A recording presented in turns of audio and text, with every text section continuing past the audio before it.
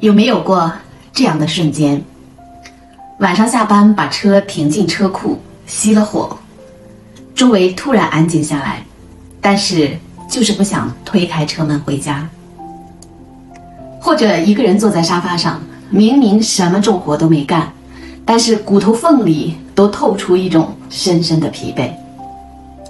这几年大家好像都活得太用力了，每天都在心里给自己倒计时，逼着自己去搞钱，去养生，去维持那些看起来很有用的人际关系，就像身后永远有一根无形的鞭子在抽着，生怕稍微走慢一步就会被生活淘汰，失去一切。可是这么拼命的去追赶，内心真的觉得安全了吗？有一篇很短的英文匿名短文叫 How to Play Life， 生死的游戏。它像一面镜子，照出了一个特别扎心的真相。很多人在这场人生的游戏里活得那么累，总是觉得快要输了，其实是因为从一开始就把战场搞错了。文章里画了一幅特别真实的画像，有这么一个人，他极其害怕生病，害怕变穷，于是拼了命的去追求健康，追求财富，追求得到所有人的认可。但是不管怎么逼迫自己，不管多努力的去算计，最后依然会失去一切。为什么会这样？因为这种努力的底层驱动力是恐惧。因为内心深处极度缺乏价值感，所以才会想要用到外在的钱、地位、别人的夸奖来填补那个巨大的黑洞。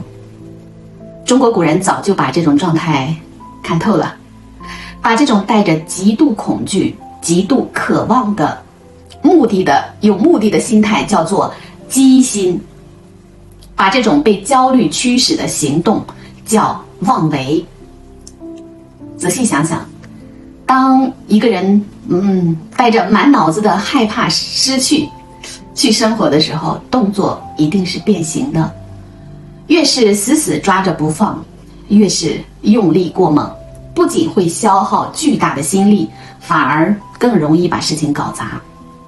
用恐惧当鞭子是抽不出一个好人生的。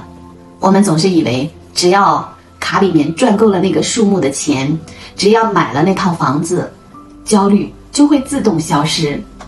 但是那篇文章点出了一个非常核心的机制，真正起作用的根本不是外面的世界，而是我们深层的潜意识。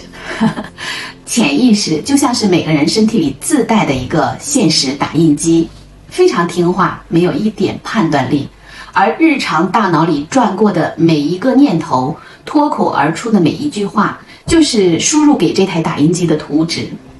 如果每天在心里默念的都是太累了，肯定干不成，千万别生病，别人都比我强，潜意识这台打印机会怎么做呢？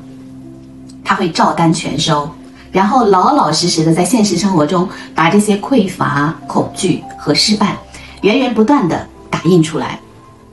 大脑在拼命的踩油门往前冲，潜意识却在疯狂的踩刹车。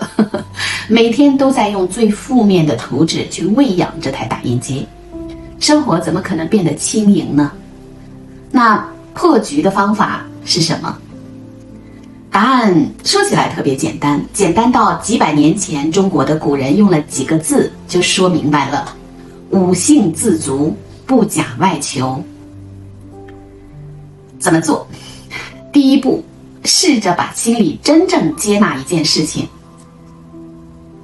一个人活着的价值不需要外在的指标来批准，就你活着本身就是价值，坐在这里你本身就是完整的，就是有价值的，你不需要去讨好这个世界，不需要用几百万的存款来证明自己配得上好日子。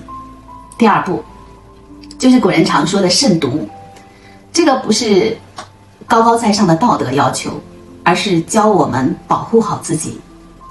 当一个人的时候，脑子里又开始冒出那些我不行，我很惨，又要完蛋了这种念头的时候，停下来做深呼吸，像一个温柔的旁观者一样看着它，在心里告诉自己，哦，大脑又开始害怕了，但这只是个念头，不是事实。